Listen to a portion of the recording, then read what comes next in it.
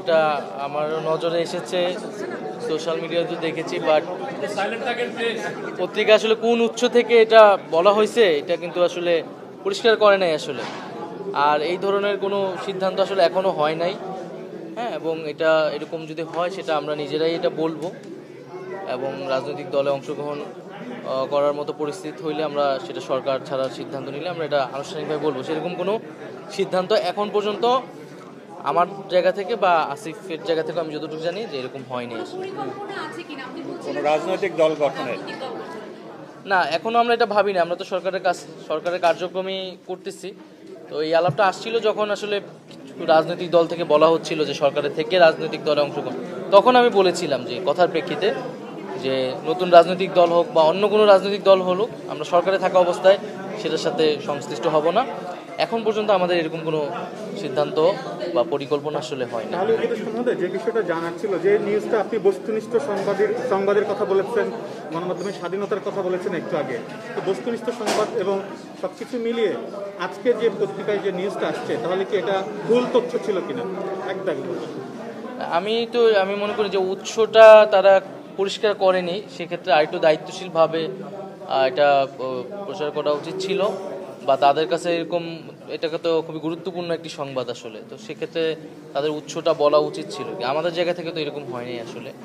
এখন সেক্ষেত্রে আমরা আরও বলবো যে এই ধরনের সংবাদ প্রচারের ক্ষেত্রে অবশ্যই আরেকটু দায়িত্বশীল ভূমিকা পালন করলে আমাদের সবার জন্য ভালো হয়। উপদেষ্টা আপনি বিবিসিকে একটা ইন্টারভিউ দিয়েছেন, যেখানে বলেছেন যে আপনারা একটা ইনডেমিনিটি দিবেন যারা আওয়ামী লীগ বা তৃণমূল পর্যায়ে যারা আওয়ামী লীগের সমর্থন ছিল, কিন্তু দল হিসেবে নানা সময়ে এই ক্যাবিনেটের অনেক উপদেষ্টাই যেটা বলবার চেষ্টা করেছে যে ফ্যাসিস্টদের আর ফ্যাসিজমের কোনো সুযোগ নেই, বা আওয়ামী লীগের আর রাজনীতিতে ফিরে আসার সুযোগ নেই। তাহলে দল হিসেবে কেন নিষিদ্ধ করছেন না?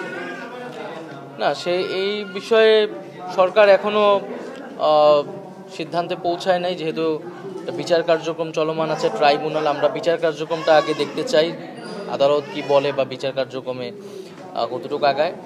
আর রাজনৈতিক দলগুলোর সাথে আলোচনার বিষয় আছে, কারণ এটি একই সাথে এটি কেবল আইনগত সিদ্ধান্ত না, একটা রাজনৈতিক সিদ্ধান্ত।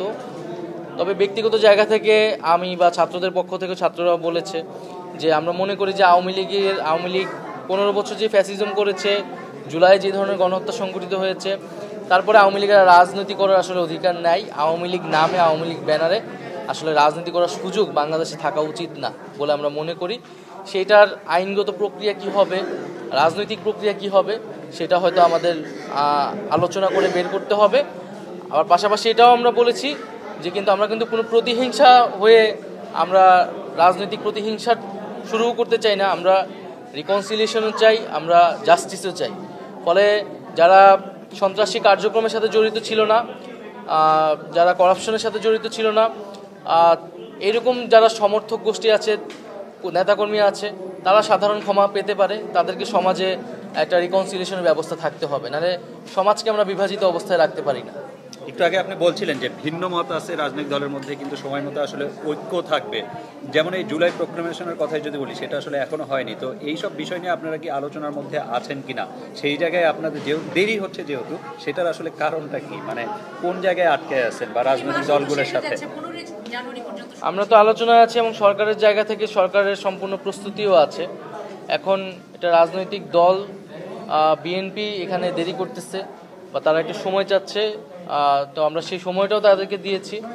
এখন দেখা যাক তাদের উত্তরটা কি আসে।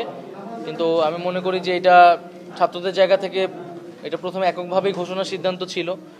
যখন রাজনৈতিক দলগুলো এটার অংশীদারিত্ব হতে চেয়েছে, তখন সরকার নিজে একটা উদ্যোগ নিয়েছে জাতীয় ঐক্য রক্ষার স্বার্থে। তো আমি মনে করি সেই ঐক্যের প্রতি শ্রদ্ধাশীল থেকে, গণঅভ্যুত্থানের প্রতি শ্রদ্ধাশীল থেকে আমাদের এই জুলাই প্রোক্লামেশনের কাজ দ্রুত এগোনো উচিত। সরকারের জায়গা থেকে কিন্তু সরকার যে কোনো প্রস্তুতি, সব ধরনের প্রস্তুতি নেওয়া হচ্ছে। তারা বলেছে তারা দ্রুত সময়ের মধ্যে, তাদের একটা মিটিংও হয়েছে যে তারা কিছু নীতিগত সিদ্ধান্ত নিয়েছে। আমরা হয়তো দেখবো আর কয়েকটা দিন, তারপরে হয়তো এটার আনুষ্ঠানিক বক্তব্য আমরা সরকার অনেক বলে ফেলছি। আরেকটা লাস্ট প্রশ্ন, মাননীয় উপদেষ্টা, আমরা দেখেছি গত পরশুদিন কওমি উদ্যোক্তাদের একটি প্রোগ্রামে নারী সাংবাদিকদের প্রবেশ করতে দেওয়া হয়নি। তো এই নিয়ে আজ ধর্ম মন্ত্রণালয় থেকে একটি প্রেস বিজ্ঞপ্তি দেওয়া হয়েছে। তো সেখানে লেখা হয়েছে যারা এর বিরোধিতা করে পোস্ট দিয়েছে সেটা একটা উদ্দেশ্য প্রণোদিতভাবে পোস্ট দিয়েছে। তো এই বিষয়ে আপনার কি মনে হয়? আপনি যেহেতু এই মন্ত্রণালয়ের মন্ত্রী, তথ্য সম্প্রচার, আমি বিষয়টা মানে অবগত নই এই অর্থে, তাই এই জন্য আমি এই মুহূর্তে কমেন্ট করতে পারতেছি না। তবে আমি মনে করি এই ধরনের ঘটনা ঘটলে সেটা নিন্দনীয়। সাংবাদিকদের ক্ষেত্রে তাদের সব জায়গায় আইন এবং নীতিমালা অনুযায়ী অ্যাক্সেস থাকা উচিত। নারী সাংবাদিকদের ক্ষেত্রে আমাদের আরও বেশি নিরাপত্তার কথা ভাবা উচিত, কারণ আমরা মত প্রকাশের স্বাধীনতায় বিশ্বাস করি। যদি এই ধরনের ঘটনা থাকে সেটা আমাদের আলোচনা করে আসলে ভুল বোঝাবুঝিগুলো আসলে নিরসন করা উচিত।